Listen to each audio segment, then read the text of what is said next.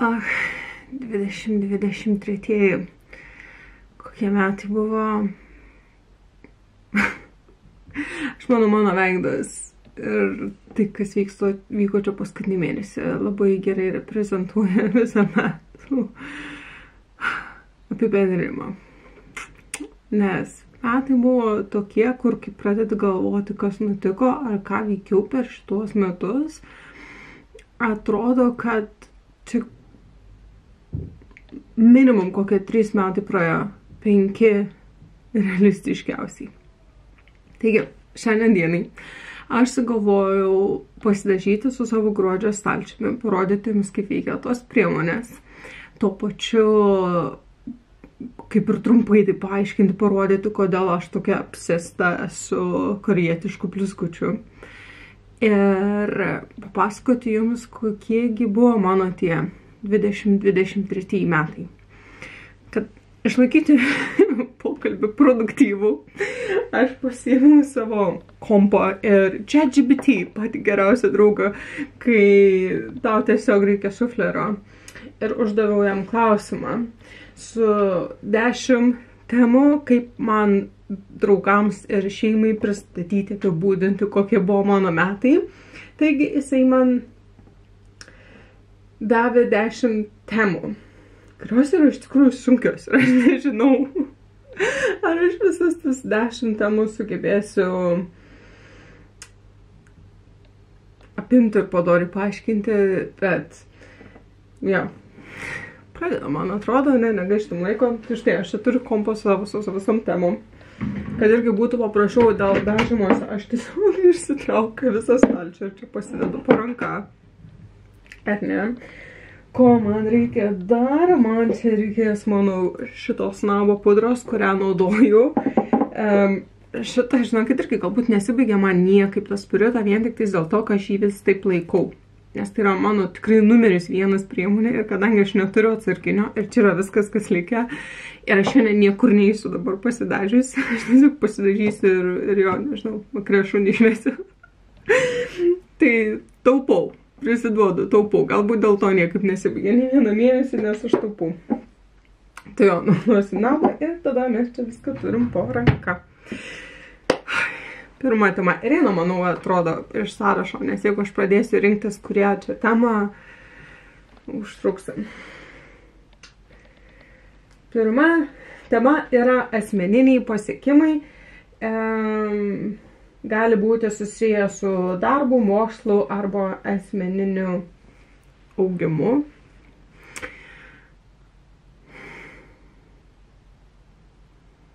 Nežinau, ką nors pasiekiau. Aš asmeniškai, manau, didžiausias pasiekimas 2023 metų, kuom aš bent jau didžiuosi, kas liečia būtent tiesiog asmeniškai mane, yra tai, kad aš šiais metais leidau savo labai daug asmeninių lygių, kad suteikti savo laimės. Nes tikrai stengiausi sąmoningai save statyti aukščiau ar pirmų numerių ar dar kažką tais ir netiduoti savo galimybės ar džiaugsmo tam tikrais dalykais, apie kuriuos kalbėsiu vien tik tais dėl to, kad galbūt jie atrodė nelogiškai arba galbūt kiti žmonės nesupranta. Nes labai daug dalykų, ką šiandien dariau, yra aš manau, žmonės kiti turėtų kiek kitokią nuomonę apie jūs. Tai va, gal pradedam dažytis. Esat mano maskuoklis. Garsas. Nes, kaip matot, man čia yra visokių reikalų pamaskuoti. Ir aš irgi supratau, kodėl aš iš tikrųjų labai taip normaliai būna einu pro maskuoklis, tai vien tik tais dėl to, kad kuomet aš esu namie, aš visą laiką pasimaskuoju, nes tada nerakinėju. Geriau pati savo veidrodį atrodau. Ir jo, aš dėl to pakankamai nemažai konsilerius naudoju. Tai, antra tema, family milestones, tai šeimos pasiekimai. Aš manau, kad čia gal kažkokių tokių didelių naujienų ar update'ų šeimoje nėra, nes šeimoje esu tik aš ir Gytautas. nežinau, niekas kaip ir nesikeitė. Aš manau, kad jeigu ir ką, šie metai ir tai, kad, sakykime, aš labiau rūpinausi savimi, iš tikrųjų sustiprino tos mūsų santykius ir mums leido dar geriau save pažinti. Jo, vienas kitą ir save pažinti, nes atrodo, kad ir mes jau tiek ilgai kartu, ar ne, daugiau negu 10 metų, jo, iš tikrųjų, kai gyveni poroje, ypač po viso covido ir viso kito, tikrai jautėsi tai, kad mes taip suaugom vienas į kitą, kad aš nežinau, kur prasideda mano norai, kur baigėsi jo norai. Atrodė tas toksai darbas iš namų, tuos 3 namus, kur tu kiekvieną kartą atsikeli ir darausi kavos, tu nori kavos, darausi sumuštinį, tu nori sumuštinį, vedam šunį, tie tokie smulkus, kasdieniški, kai tu nei vieno tokio momento neturi savo. Aš jaučiu, kad, žinokit, tikrai mane kažkaip psichologiškai paveikė ir mano įpročiai taip stipriai pasikeitė per tuos covido metus, kad jo, šios metus mes tikrai paskyrėme daugiau daryti tai, ką kiekvienas norim daryti. Pavyzdžiui, šiais metais mes nustojom valgyti kartu. Ne tai, kad mes, sakykim, ten nepietaujam, nevakarniaujam kartu ar ten dar kažką, bet turime menį, kad esam nuoširdus, ne? Jeigu, sakykim, šiandien ryte aš atsikėliau ir aš nenoriu valgyti, tai aš nevalgau tiesiog. Aš tiesiog nevalgau, kas atrodo logiška, bet buvo momentų, kuomet tai nebuvo logiška. Judam toliau. Trečias dalykas, trečia tema yra nuotykiai, kelionių nuotykiai. Ir aš manau, kas sekė mane Instagrame, žino tai, kad aš 2 mėnesius šiemet nuo balandžio vidurio iki birželio vidurio praleidau Korėjoje. Ir tai buvo mano viena didžiausių gyvenimo svajonių, ką aš labai norėjau. Ir jo, labai daug žmonių klausinėjo, kas kaip ir ten Gytautas ir tas ir anas. Ir aš iš tikrųjų labai mažai aiškinau, ir jeigu ir ką sakydavau, tai sakydavau tiesiog, nes aš tiesiog labai noriu, o jisai nenori. Ir ką man daryti. Ir jo, čia yra vienas iš tų aspektų, kur aš kaip sakau, kad aš leidau šiemet savo džiaugtis gyvenimu ir pildyti savo svajonės, galbūt nustodama mažiau krypti tai, ką žmonės aplinkui mane galvoja, ar ką jie darytų mano vietoje, nes mes esame skirtingi žmonės, mes savo gyvenime galbūt emociniai būsenoje, šeimos santykių būsenoje esam kažkur kitur, kur tu negali suprasti to kito žmogaus sprendimo. Ir gal visgi tas klausimas apie šeimos santykius buvo labai į temą prieš tai, nes jo, aš manau, kad žinokit, tie 2 mėnesiai man pabūti Korėjai, mums pabūti atskirai buvo pasaka. Ir ne tai, kad mes buvom susipykę, ar ten mes ten atskirai, kad pabūti, ne, tiesiog, pagalvokit patys, ne, ta visas Korėjos nuotykis, aš taupiausi tam iš gerokai anksto. Man tas Korėjos nuotykis kainavo apie 5000 svarų. Tai yra laikas, kurį reikėjo susiplanuoti, su darbu, su visa kita. Buvo labai daug pasiruošimo, ar ne? Ir jeigu, sakykime, žmogui, nusišikti ant tos Korėjos, jam neįdomu, jisai visiškai nenori ten varyti ir sėdėti tos 2 mėnesius, o aš būtent norėjau pabūti ten ilgesnį laiką, kad patirti, ką reiškia gyventi Korėjai. O ne tai, kad ten atvažiavai savaitį kaip turistas, ar ne. Tai ir buvo, aš manau, tai buvo logiška ir aš džiaugiuosi, kad iš tikrųjų tai padariau.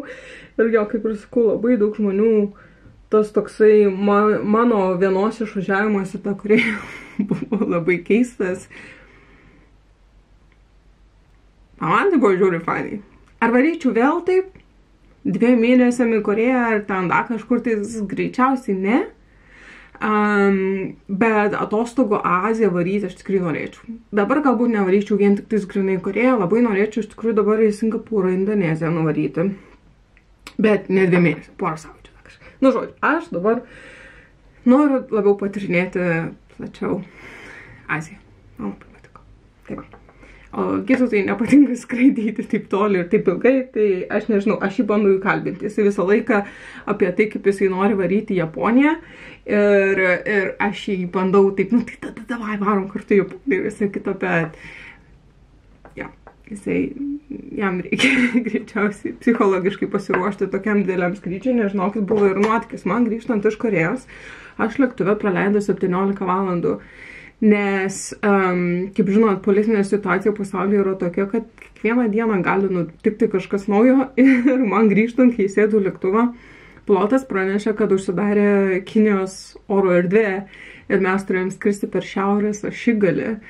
Tai jo 17 valandų skridom, mačiau šiaurės ašigalį pro lėktuvo langus, pliusas, netikėtas. Ir pavėlavau tada į persėdimą ir tada atsimenu tik tais, kaip dar sėdėdama lėktuve Gytų, tai sakiau, kad tu tik nepsichuok, bet aš nespėsiu persėsti į Londoną, viskas gerai, lėktuvas nenukris, normaliai. Tai, Toliau judam. Nauji santykiai ar naujos draugystės. Manau, šitą temą praleisiu, nes iš tikrųjų naujo kažkokio tokio nėra, kaip kad naujo. Aš labai džiaugiuosi tom draugystėm, kurios užmezgiau per paskutinius kelis metus, tai yra metai prieš ir atgal, tai nieko tokio naujo iš tikrųjų.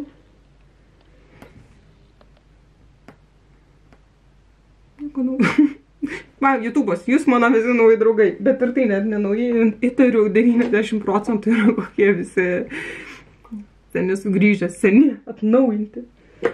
Gerai, dažymas daugiau.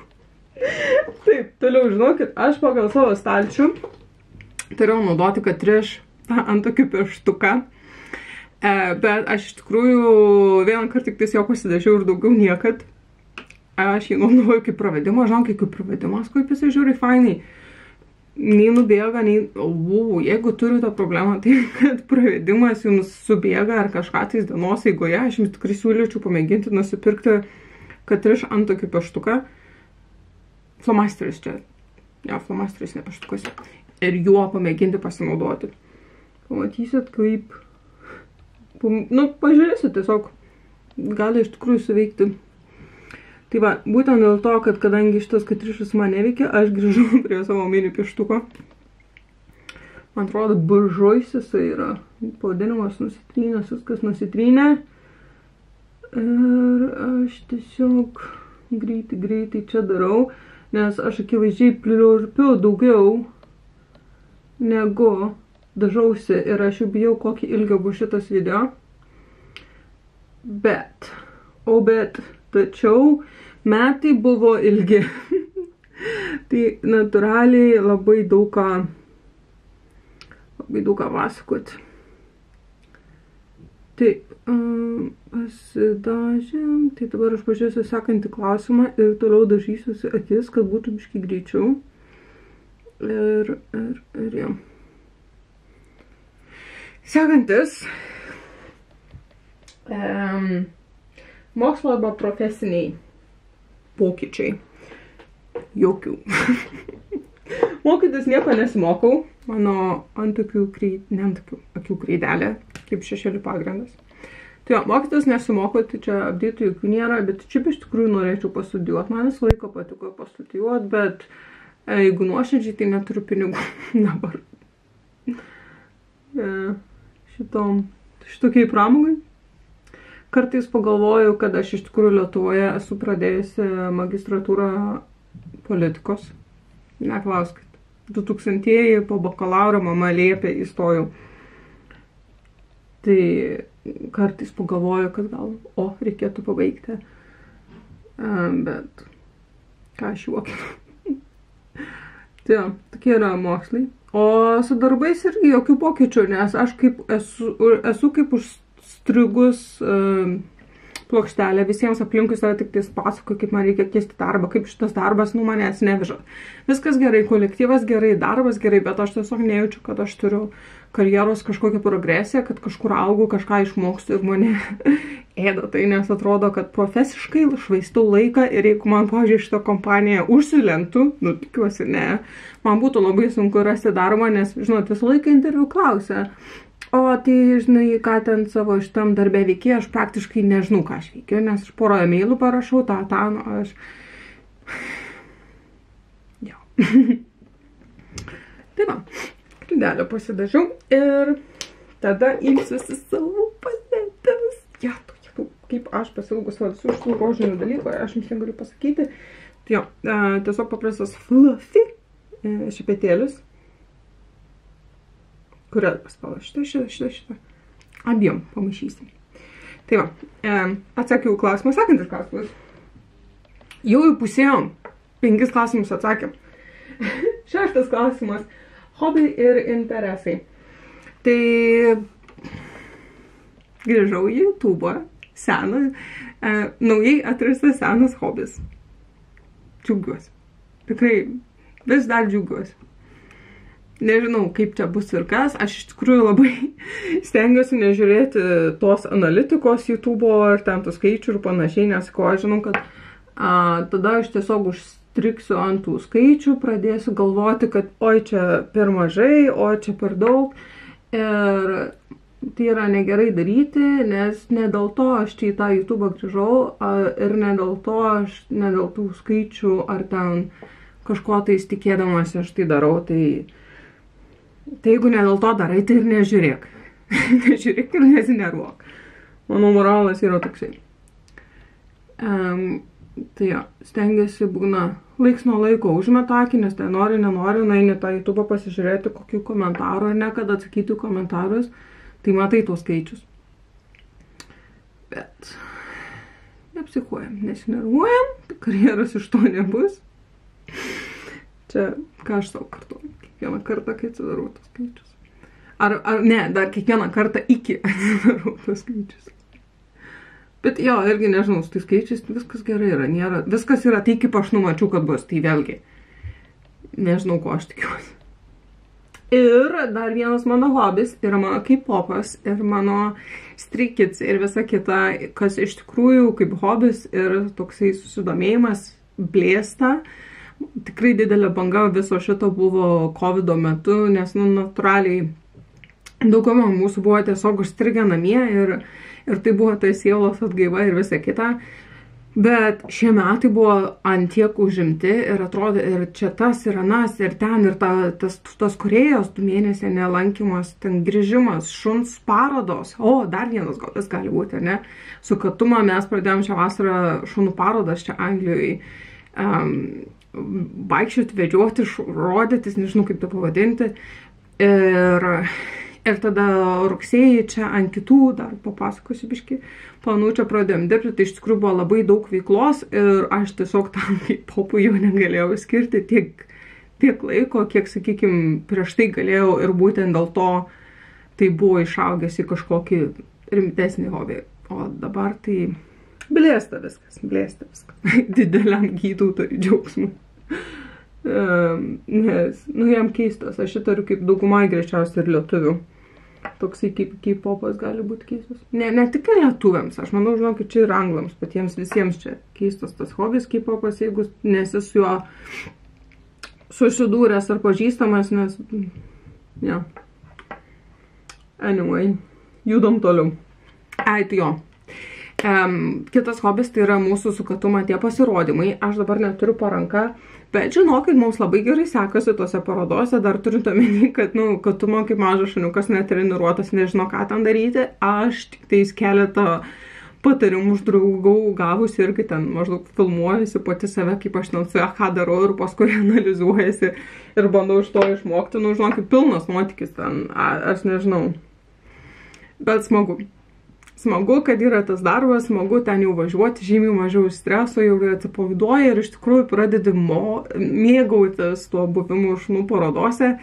Ir karts nuo karto, kai laimėjai, irgi iš tikrųjų smagu. Kol kas mūsų visi laimėjimai yra tik tais open shows, tai jos tokias labai paprastos show, kurios ten jokius čempionus nesiskaičiuoja, bet dauguma atvažiuoja tiesiog treniruotis patys ir šunis treniruoti visą kitą. Ir jo, tai smagu. čempionatai jau yra tos rimtos parodos, tai ten, neturim kuo pasigirti, bet gerai, žinot, tie čempionatai, manau, yra gerai. Taip treniruojasi tose paprastose parodose, bet laiks nuo laiko, net jeigu ir nelaimi nuvažiuoti čempionatai, yra gerai, kad vienu pasatyti save į tą tikrą competition, tai lietuviškai, konkurencijų, tą tikrą konkursą, kur jau daug šunų, ne? Ir iš kur ateina ta konkurencija didelė, ar ten tas iš to, kad jeigu, sakykime, paprasta ta open show, tai ten būna, kokie 5 gal basenčiai. Tikrai nedaug tų šunų. O jau kai nuvažiuoji į championshipą, jų būna apie 45.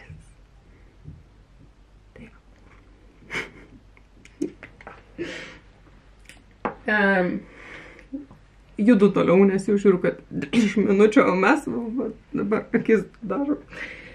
Taip. 7 tema iššūkiai ir kaip juos išėjom ir pergyvenom, ne? Aš kaip pasitrauksiu prie stalčių, suskupsiu morališkai iki šito klausimo, nes nors metai buvo geri ir labai daug dalykų galima prisiminti su šypsena, buvo tikrai ir su tokių dalykų, negerų dalykų, bet kaip žinot, gyvenimas yra toksai ir ne viskas rožinė spalva, gali pasidažyti akis, bet gyvenimas savų spalvų ir planų turi. Tai jau, mėginsiu dabar, nesimatom, šitą blizgutį ir šitą blizgutį aš būna taip imu ir taip jau duosniai per visą voką ir jis yra toksai pakankamai smulkus. Belan kaip prašy.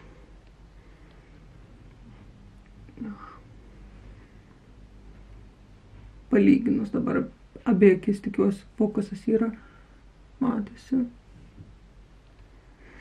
Tai va, ir tada aš visą laiką naudoju ir šituos, kaip čia geriau parodyti,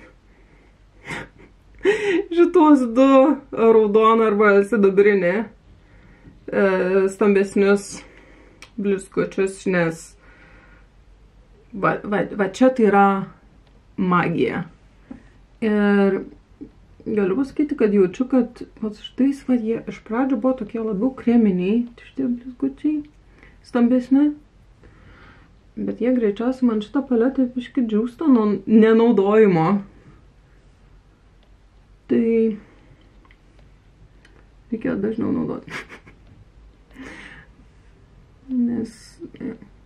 Bet gera naujiena yra tai, kad net jeigu ir padžiuvo tas toksai pagrindas tų blizgučių,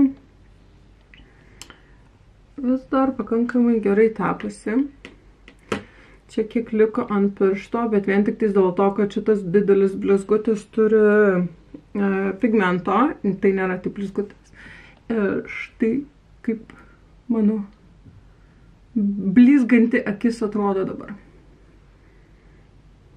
Ir kaip matote, tai yra truputėlį pabirėjo to blizgučio, bet turint omeny, kaip aš žinokit, tikrai taip nuoširdžiai su pirštu jau kabinau tą blizgutį ir jau taip dėjau, net neatsargiai, nesaugodama, kad nepribirėtų, tai blogai man, neblogai. Gerai. Kita akis. Taip, iššūkiai ir kaip juos perėjom, sakykim taip, ne. Tema, apie kurią iš tikrųjų viena iš temų, apie kurią daug kas klausia, bet aš iš tikrųjų vis dar nekalbu, nes negaliu.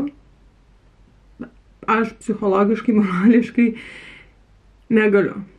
Tiesiog man tai yra vis dar per sunku apie tai galvoti. Man sunku apie tai galvoti, kalbėti ir apie tai dar sunkiau. Kalbėti apie tai su žmonėm, ar aiškinti, kaip kas nutiko ir panašiai.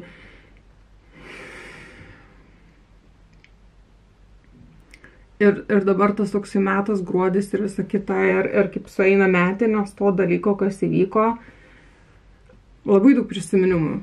Kai pagalvoju, kad čia tuo metu mes ruošiamės grįžti į Lietuvą ir visą kitą, ir tada kaip mums sekėsi, nes mes pernai gruodį buvom Lietuvoje, ne, ir kaip visą tai sekėsi ir panašiai. Ir tai, kad mums teko grįžti be Kelos. Mano širdis vis dar dėl to žiauriai kraujuoja ir būtent dėl to visus nepykit klausimus aš ignoruoju ir komentarus apie tai ištrinu, nes ne tai, kad yra blogai klausti, kiek aš negaliu apie tai kalbėti. Gal kada nors.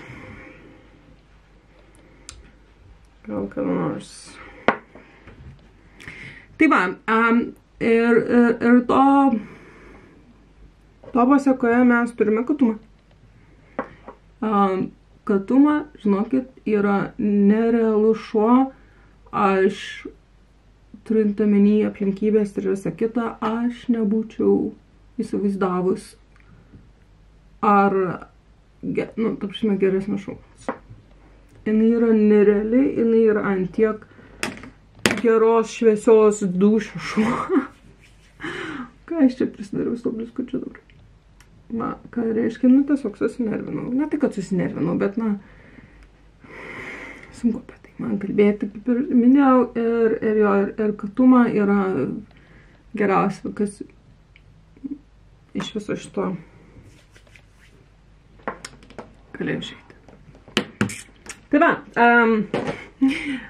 ant tokį mano pieštukas, kuris ne pieštukas, mes dabar su juo pasidarysim pravedimą ir tada judėsim kitą klausimą, nejudėsim, kas dar gali būti iššūkis. Iššūkis, manau, buvo tas sumautas mano darbo. Visus metus ieškojau darbo ir aš vis nepasikeičiau darbo ir morališkai tas, tu kiekvieną mėnesį, vos ne savaitę, net susikūpus būdavo, ten kokias 2 savaitės siuntinėjau po 10 CV dieną ir panašiai ir aš nei vieno interviu negavau. Tai veikia morališkai. Ir ne dėl to, kad aš blogas darbuotojas ar mano žinios prastas. Aš manau, šiuo metu IT srityje ir rinkoje yra tiesiog tokia padėtis, kad labai sunku pakeisti darbą, ypač už tokią algą, kokią aš noriu. Darbą už mažų pinigų aš labai greitai galiu gauti. Už tiek, kiek aš noriu, bet čia prasideda tikroji iššūkio dalis, tai aš tiesiog dabar laikausi, dirbu kantriai ir laukiu to momento, kuomet pasitaisys arba rinka, arba įkris koks interviu ar pozicija, kur iš tikrųjų viskas suveiks ir aš galėsiu tą darbą pakeisti. Baigėsi iš tikrųjų beveik filmavimas ateinant 30 minučių, tai su tuo išsijungs, tai aš ką padarysiu, dabar aš išjungsiu kamerą, pasidažysiu pravedimą ir tada įjungsiu ir vėl ir papasakosiu apie didžiausią darbo, ką mes planavom ir mes dabar šubaiginėjom ir kodėl aš esu išberta iš tų nervų ir kodėl man sunku miegoti naktį. Važiuojam vėl, tai va, pasidariau pravedimą. Tikrai nėra pats geriausias mano kad nors pasidarytas pravedimas, bet visą laimę, kad niekur neinu. Taip, tada aš pasidažiau savo tušo pagrindu, kurį visą laiką naudoju hibridino. Kai kolas į biškį padžius, mano visą laiką mėlynas tušas bus sekantis ir per tą laiką mes galime pasidaryti kontūravimą ir skaistumus ir highlighterį. Ir ką dar mes čia turim pasidaryti. Tai kas tas kitas dalykas, apie ką mes čia labai dirbam. Tai esmė yra tame, kad, žinau, kai būna visą laiką svajoju apie kažkokius dalykus ir svajoju ir planuoju ir atrodo, realistiškai dirbi, kad tai pasiekti. Ir tada, kai vieną dieną atsiperka tas visas pastangas ir tai nutinka, gaunasi, aš tam visiškai morališkai nepasiruošus. Ir mes tikrai, manau, nuo COVID metu dar sėdėdami namuose buvom sugalvoję, kaip pradėti savo verslą. Nesakysiu per daug detalių ir panašiai, nes mes bandom išsiaiškinti patys vis dar jas. Bet mes nieko neprekiausim, aš nieko negaminsiu ir tai yra tiesiog mūsų ir kelių kitų draugų bendra kompanija, kurios metu mes mėginsime dirbti pagal kontraktus ir teikti įvairias IT paslaugas. Jau, toksai galima pasakyti. Tai va, kas norėtų mane nusisamdyti kaip projektų vadovą? Jūsų paslaugų. Tai jo. Ir jo, ir atrodo, kad kaip ir viskas paprasta Anglijoje iš tikrųjų atsidaryti tą įmonę ir panašiai, bet dabar, kai mes jau, sakykime, ją atsidarėm ir kai reikia pradėti galvoti, mums reikia susikurti savo puslapį, kaip mes pristatinėsim savo darbus, kaip mes reklamuosimės paskui kokius klientus eisim, ir visa įmonės turėjimas, visas accountingas, biudžetavimas, sąskaitos.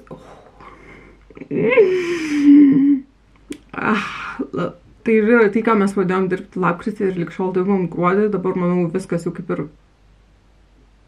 Mes dirbsim ar nežinau, man atrodo, kol tikrai paleisim viską ir kad mes tikrai galėsim jau kam nors išsiųsti darbo pasiūlymą pagal kokį kontraktą ir panašiai. Aš neįsivaizduoju, kad tai nutiks anksčiau negu balandį ir panašiai, nes, jau norint tai padaryti, reikia pasiruošti, mums reikia puslapio, mums reikia darbus susidėti, žodžiu, belenkiek darbo ir iš tikrųjų jaučiu, kad mes ne vienas iš mūsų nesam turėję tokios įmonės ar dirbę pagal tokius kontraktus, kur tu realiai eini ir ieškaisi savo kontrakto, tai mums visiems tai yra iššūkis, nes niekas nežino, ką daro. Tai va. Čia yra paskutinis didysis mūsų nuotykis. Tai žiūrėsim, kaip seksis, nes nežinau, galimai ir niekaip nesiseks. Galimai ateis pavasaris, ateis vasara ir uždarysimės tą įmonę, nes baigėsi viskas, bet, pažiūrėsim. Tikiuosi viskas bus gerai, kad visas šitas darbas ir savaitgalių nebuvimas įplanuojant, ten leidžiant laiką ant Zoomo ir panašiai kalbantis, kaip mes čia darysim tą ir atsipirks, kad nebus visiškai išvaistytas laikas, arba bent jau, nežinau, tiesiog kažką išmoksiu, sužinosiu per šitą laiką.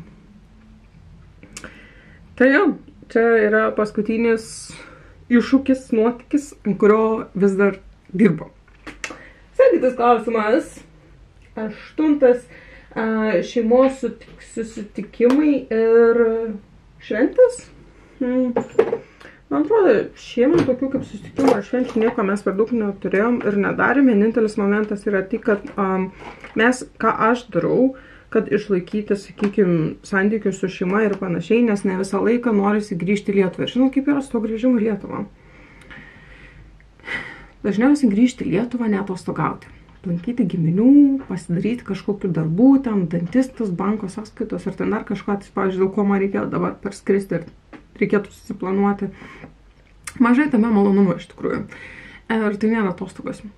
Ir tada, jeigu, pavyzdžiui, kaip mes su Gytautu grįžtumėm, jeigu kartu, nes būtent dėl to mes grįžtam atskirai, kad bent jau, žinai, tada aš turiu, jeigu grįžti savaitėj, aš turiu daugiau laiko praleisti su savo šeima, negu jeigu mes abu grįžtam savaitę ir tada reikėtų dar tą savaitę per pusę, kad praleisti laiko su mano šeima, tada su jo šeima.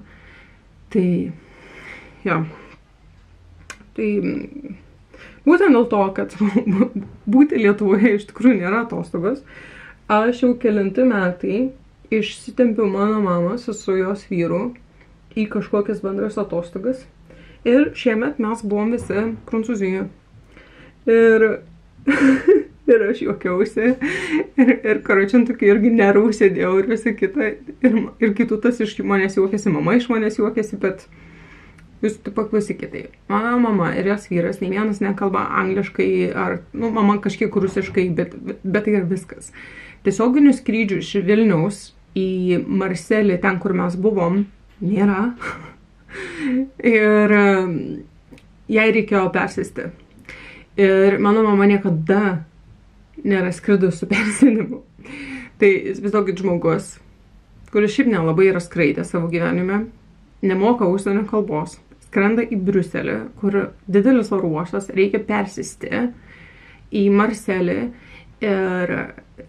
ir jo man, žinokit, buvo, sakau, aš tik tais...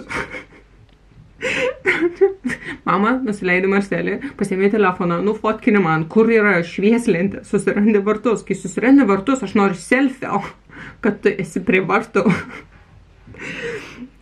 Įsėdi lėktuvą, jau kai sėdi lėktuvą, kuris skrenda į Marselį, irgi man parašai žinutę. Žodžiu, mama tai juokiasi irgi, kas sako, tie laikai apsikeitė, kai buvo, tai kad prieš tai, žinai, kai tėvai auklė vaikus ir ten kontroliuoja, kad parašyk jie ateisi į mokyklą, parašyk iš mokyklos, kai grįži namo.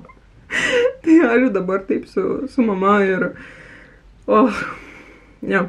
Ir man atrodo, mes pirmas tokias atostogas darėm 2019 metais prieš pat COVID-ą, kad aš tuo metu nusprendžiau, labai gerai bilietus gavau, išpildyti mano mamos didžiausią svajonę, nuskristi į Islandiją. Ir jau tada būtent prieš COVID-ą mes visi keturiesi nuvarėm į Islandiją. Ir ten buvo aфиgenos atostogos. Ir būtent tada aš supratau, kad aš grįžti į Lietuvą, praleisti laiko su šeima nenoriu. Taip yra žymiai geriau. Tiesiog visiems kažkur kartu susitikti ir kad visiems tai yra atostogos ir visi leidžia kartu laiką kažką aktyviai darydami. Tai, va. Kitų metų planas yra, aš jau asmeniškai labai noriu daugiau pakeliauti po UK, nes mes čia nesam daug kažkur buvę ar matę. Tai aš labai noriu varyti. Tikiuosi, kad mes nuvarysim, pasidarysim tokį kaip kelionę aplink Škotiją. Tai toksai biškį yra dilema arba apie Welsho dalį, ar apie Škotiją. Bet manau, apie Škotiją mes imsim kitais metais, kad padaryti tokį ratą aplinkui. Nes iš tikrųjų Škotija yra be galo gražu. Kokia ten yra gamta, ežerai, visi kita. Tai vasarą, aš manau, tikrai turėtų būti super kelionė.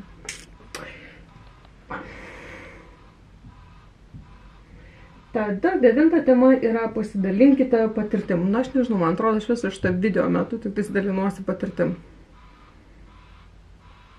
Jo.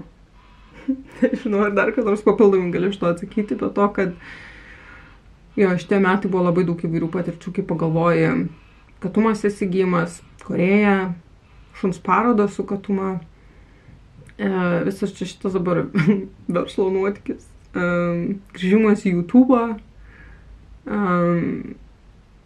jo, palinkėjau visko, iš tikrųjų. Ir pabaigsiu dažytis, tada atsakysiu paskutinę 10 temą. Taip. Ir pabaigai highlighteris, tas, kur tada tokiai mažiukas sakiau, kad naudosiu.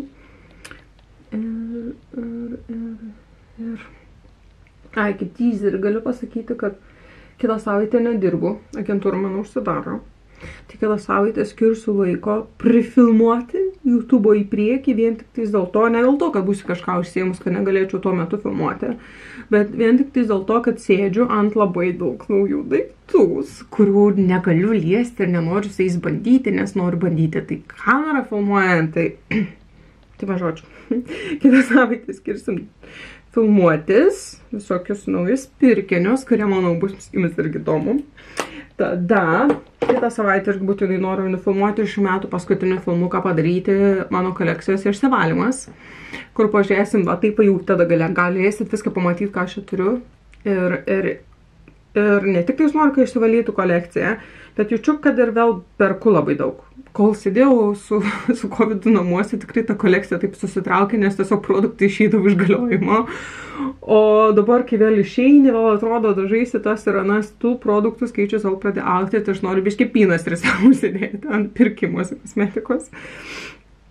Tai jo, išsivalysim, užsidėsim savo skaičius nedaugiau 20 palečių. ir žiūrėsim tada, jo.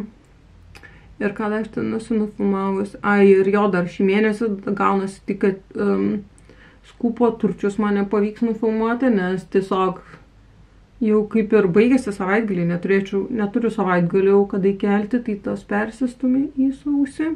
Sakiau, kad paimsiu ir palyginsiu. Man atrodo, kad šitie kiko tušai spalvoti, kad arba juose yra labai nedaug produkto, arba kažkaip tą pakuotę ar kažkas padaryta, kad tai yra realiai vienintelis tušas, kuris man baigėsi, išsinaudoja, arba sudžiūsta pakuotė per tuos 3 mėnesius, kaip rekomenduoja.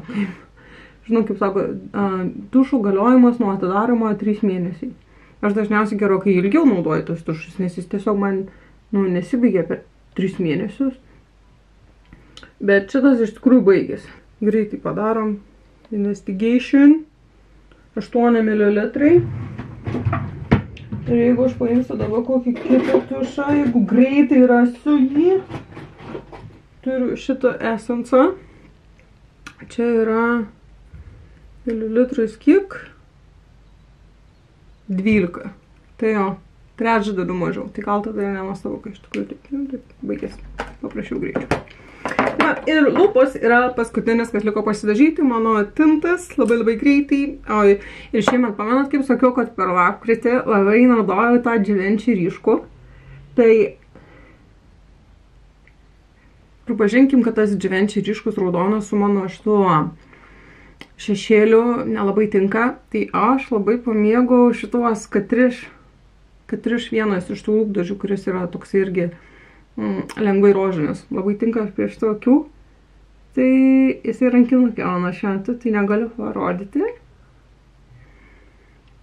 Bet jisai tapo mano šio mėnesio numeris 1 lūpdažis ir aš jau jį taip gan nekūliai panaudojus.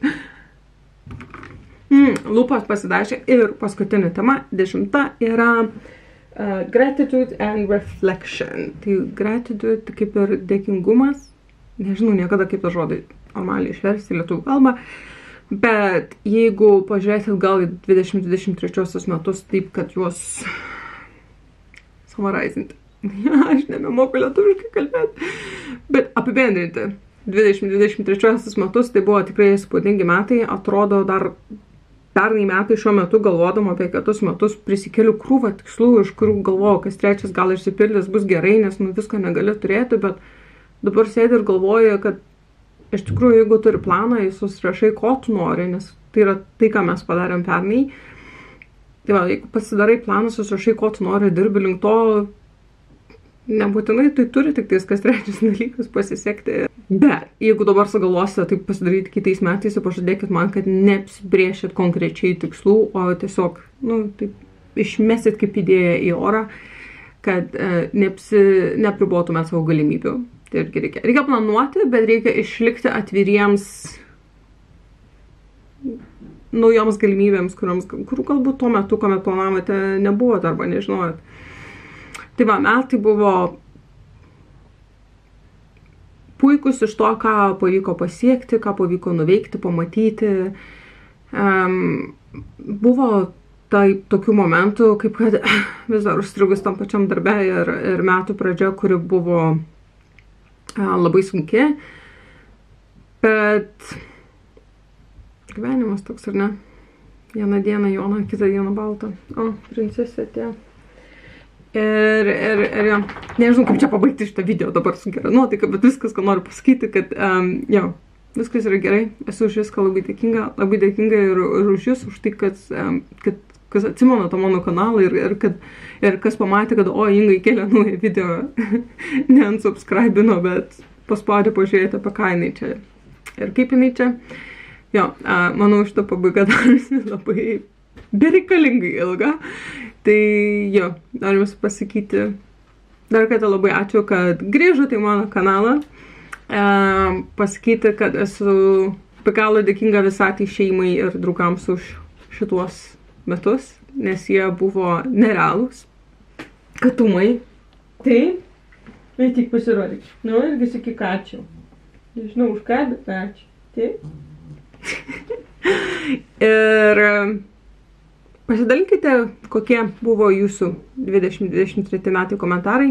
Aišku, nuoširdžiai tikiuosi, kad buvo patys geriausi. Ir jums irgi pavyko pasiekti savo tikslų. O jeigu ne, pasakykit man, aš jums padėsiu suprojektuoti kelią link tų tikslų. Gerai, baigiau, viską. Ate.